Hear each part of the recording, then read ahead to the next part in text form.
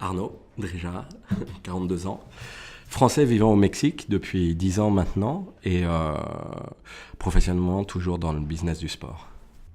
Et j'ai commencé comme stagiaire sur la Coupe du Monde France 98 chez ce qui était LMG qui est devenu Avasport comme client le Crédit Agricole, la banque officielle de la Coupe du Monde. Et c'était une première super expérience. J'avais déjà donné des cours de tennis, j'étais joueur amateur, hein, et du coup, ça m'a convaincu que je voulais bosser dans l'univers du sport à 100%, et ça m'a ouvert beaucoup de portes. Et puis après, terminé les études aux États-Unis, je suis revenu chez Havas pour grandir, enfin pour apprendre. Et puis après quelques années, on m'a dit, est-ce que tu parles espagnol? Non. Le Mexique, ça pourrait t'intéresser? Oui. Ça pourrait m'intéresser parce que à 30-31 ans, j'avais vraiment envie de découvrir une autre culture. J'avais déjà pris un an sabbatique où j'avais été au Mexique pour travailler sur les sports traditionnels, pour faire des documentaires au Mexique et dans 10 pays. Et donc j'avais découvert le Mexique, mais par un côté très spécifique qui était les Indiens Tarahumara dans le nord du pays, dans les montagnes de Chihuahua. Donc je connaissais pas la ville de Mexico, je connaissais pas tout ce qui fait mon quotidien aujourd'hui. Et voilà, au bout d'une semaine, je vivais là-bas et c'était une expérience extraordinaire. Le business s'est énormément développé. On est parti de zéro et on était 50 à la fin en 2013 quand je suis parti. Et donc on a développé une super équipe sur un marché à gros potentiel, 120 millions de personnes. Culture de sport limitée, mais un gros marché. J'ai aimé, tant chez Havas qu'au Mexique, j'ai aimé la diversité de cultures avec lesquelles j'ai bossé, la diversité des sports, la diversité des problématiques.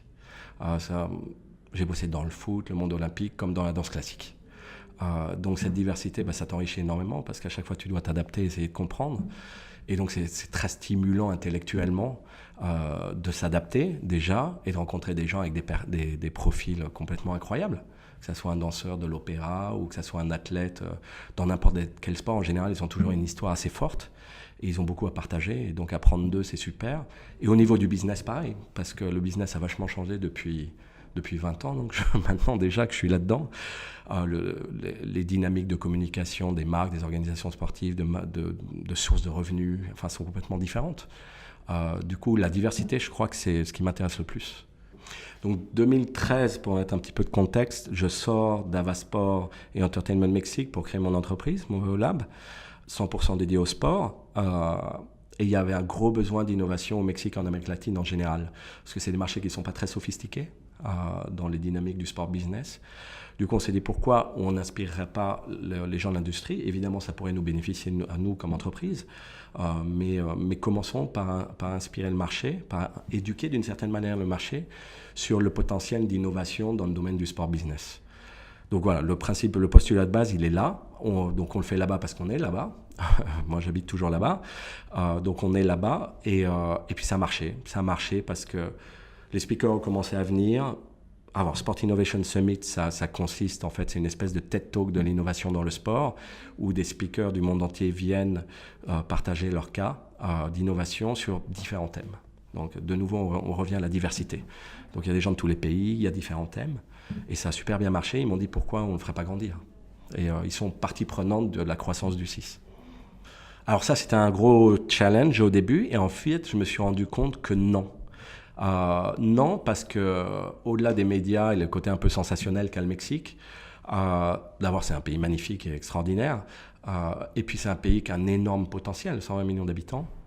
Ça veut dire que toutes les grandes marques du sport, que ce soit les équipementiers, que ce soit la NBA, la Major League Baseball, la NFL, la F1, etc., ils sont au Mexique. Donc, parce que c'est un marché stratégique pour eux. Du coup, partant de ce postulat, on leur a dit, venez au Mexique, vous allez pouvoir découvrir le pays pour ceux qui ne connaissaient pas le pays dans le sens son business, au niveau du sport. Et ils ont été assez captifs. Donc on n'avait pas eu de problème. Et puis après, c'est le bouche à oreille qui fonctionne et même les speakers d'hier nous recommandent les speakers de demain. Et au Mexique, donc la dernière édition en février, c'était 1000 personnes individuelles.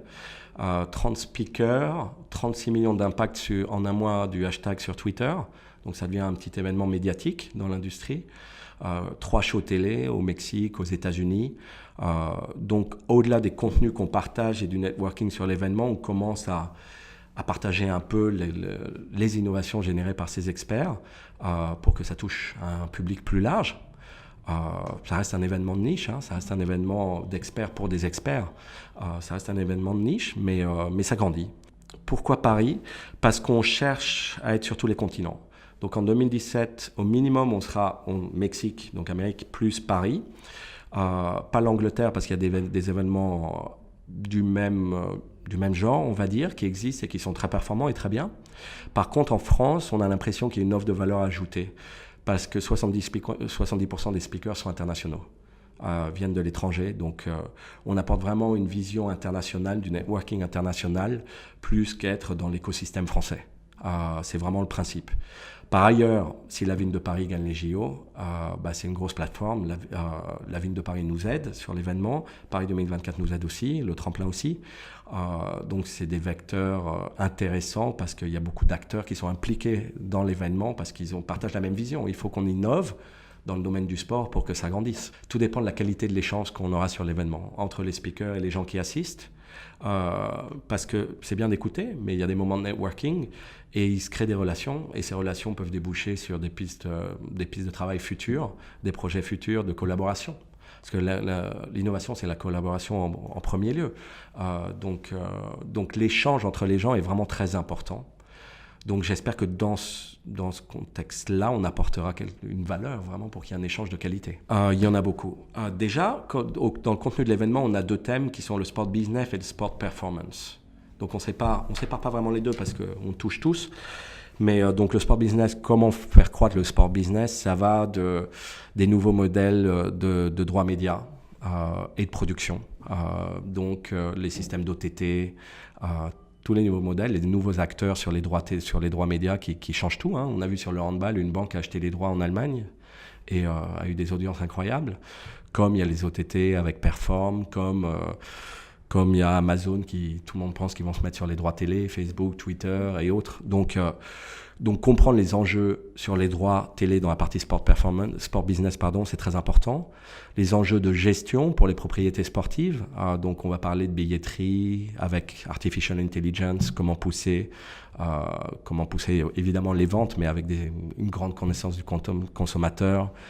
On va parler de réalité virtuelle. On va parler beaucoup de thèmes qui ont attrait au fan engagement, évidemment, parce que je pense que parfois les organisations sont un peu en retard sur la connaissance de leurs consommateurs et l'importance du data analytics et de l'intelligence artificielle. Or, c'est la clé du business. Aujourd'hui, un club de foot, ça peut être la plus grande plateforme d'e-commerce qui soit parce qu'ils ont plus de fans que la plupart des marques et ils ont plus d'engagement potentiel. Donc, on va parler beaucoup de fan engagement. Du côté sports performance, évidemment, on va parler de thèmes importants comme sport science et data analytics, donc comment améliorer le rendement, mais aussi la massification du sport. La massification parce que c'est évidemment un enjeu de société. Il y a beaucoup de pays, probablement moins la France, mais parlons du Mexique, c'est le numéro 1 en obésité au niveau mondial. Donc il faut prendre clairement des mesures au niveau des sociétés, au niveau légal donc et statutaire, sur la pratique et le développement du sport. Donc en fait, on a vraiment une diversité de thèmes qui ont trait en généralité au sport performance et au sport business. Et on essaye de couvrir pas mal de thèmes en 2 jours. Il y a une partie sur les athlètes qui est liée au sport science. Par exemple, va venir le directeur de technologie du Barça, qui est dans sport science, c'est-à-dire comment améliorer le rendement de mes athlètes depuis qu'ils ont 10 ans, quand ils arrivent, jusqu'à Messi. Donc c'est 2000 athlètes en base de données depuis qu'ils ont 10 ans. Et donc comment planifier tes contratations de joueurs parce que tu sais qu'il va te manquer tel type de joueur, comment améliorer le rendement, Enfin, c'est un thème. Et on a aussi les athlètes comme tels qui vont être dans l'événement, par exemple Konrad Coleman, skipper du Vendée Globe, qui est un athlète innovant. Parce qu'il a créé son destin. Il a des messages différenciants, des messages écologiques. Il a créé son destin. Beaucoup d'athlètes sont le premier moteur de l'innovation parce que c'est eux qui exigent à j'allais parler en espagnol, c'est eux qui exigent à leur cadre, donc à leur entourement, donc que ce soit que les entraîneurs, les fédérations ou le club, selon les sports, ceux qui exigent pour être le meilleur. Donc au niveau technologique, comment être meilleur, comment mieux s'entraîner, au niveau psychologique, au niveau nutritionnel, dans plein de domaines, au niveau business évidemment. Donc les athlètes, les athlètes ont une place sur l'événement parce que c'est un moteur de l'innovation. C'est un enjeu de société. La France, je pense, en termes d'innovation, est très performante. Business France fait un gros travail avec la French Tech et d'autres organismes de stimulation de l'innovation, pas seulement dans le sport, dans différentes verticales. Je les ai vus d'ailleurs à Las Vegas au Consumer Electronics Show, c'était impressionnant, tant les actions de communication que le fond, c'est-à-dire la qualité des entreprises aidées, les technologies proposées, etc. Donc j'ai l'impression que la France se bouge, et c'est clairement un moteur de croissance économique. Et puis par ailleurs, évidemment, si Paris gagne les Jeux, il y a tout à faire. Il y a vraiment une plateforme de croissance qui doit, je pense, aller au-delà du monde olympique. Qui doit vraiment inclure à la fois la population, les structures fédérales pour qu'il y ait une croissance de la pratique du sport, des infrastructures, enfin tout l'écosystème doit grandir. Et pas seulement dans les sports olympiques. Il y a des nouveaux sports qui existent et qui ont des chiffres de croissance parfois largement supérieurs au monde, même presque toujours, largement supérieurs au monde olympique. Donc il y a beaucoup de choses à faire, je dirais. Qu'il se passe plus de choses, que l'écosystème se bouge en faveur des entrepreneurs, que les gens commencent à changer un peu leur paradigme, leur façon de voir les choses et prennent plus de risques pour qu'il y ait plus d'idées qui donnent lieu à des proof of concept, enfin qui donnent lieu à vraiment des actions concrètes parce que ces actions concrètes demain peuvent transformer la société. On a le directeur technologie et innovation par exemple du Comité olympique des États-Unis, partie Sport Performance, et Internet of Sports, c'est l'Internet of Things appliqué au domaine du sport. On aura un scientifique génial, un docteur en neuroscience qui va parler de comment utiliser la neuroscience pour améliorer le rendement des athlètes. On aura le directeur de la FIBA, le directeur général de la FIBA qui va parler de la transformation des systèmes de vente de droits médias et de diffusion, parce que parfois tu peux avoir un acteur de droit qui veut t'acheter très cher tes droits télé, mais qui va avoir zéro audience. Et donc, c'est un vrai challenge pour les organisations, se poser les bonnes questions et faire les bons choix pour leur futur. C'est bien d'avoir de l'argent, c'est pas toujours bien si on n'a pas d'audience. Et à l'inverse, c'est compliqué. Donc, il y a vraiment des changements. On a un spécialiste mondial de la billetterie Artificial Intelligence, StubHub, c'est une plateforme de billetterie internationale, surtout aux États-Unis, qui facture plus de 4 milliards de dollars. Donc, qui est assez performante. SAP, qui va nous parler de data analytics et sports performance. Donc là, c'est aussi un thème très intéressant. On a le Comité international paralympique qui, chaque jour, a une capacité d'engagement et d'exposition média plus impressionnante. Et dans le même thème paralympique, on devrait avoir une entreprise qui est celle qui développe tous les systèmes de prothèses et de chaises roulantes pour les athlètes et qui fait que les records se battent. Pas seulement eux, les athlètes aussi évidemment le font, mais qui permettent aux athlètes de transformer leur sport en le rendant plus accessible et plus performant. On aura évidemment la ville de Paris, Étienne Taubois de Paris 2024, on aura et beaucoup d'autres, des acteurs du monde du foot, le directeur du sport de Facebook Europe, qui va parler de fan engagement et des nouveaux systèmes de droit, et beaucoup d'autres. Clairement, vous avez été un moteur. Enfin, moi, je connais Sponsorize depuis le début. Et la transformation de crowdfunding à social sponsoring, si je ne me trompe pas dans les terminologies, c'est très pertinent. Je pense qu'il faut avoir des modèles effectivement beaucoup plus flexibles. Alors, il n'y a pas que les grandes entreprises, il y a les PME qui ont envie de contenu autour du sport, qui peuvent utiliser les valeurs du sport, qui peuvent utiliser les athlètes pour motiver leurs équipes ou leurs clients. Enfin, donc les systèmes flexibles comme vous avez développé, c'est assez disruptif. Ça permet à beaucoup de monde d'avoir accès à des moyens, mais avec du vrai contenu. Donc c'est intéressant. Donc le modèle du sponsoring en général se transforme. Vous êtes un moyen de connecter effectivement les entreprises avec les acteurs du sport, mais par ailleurs les thématiques du sponsoring sont très différentes.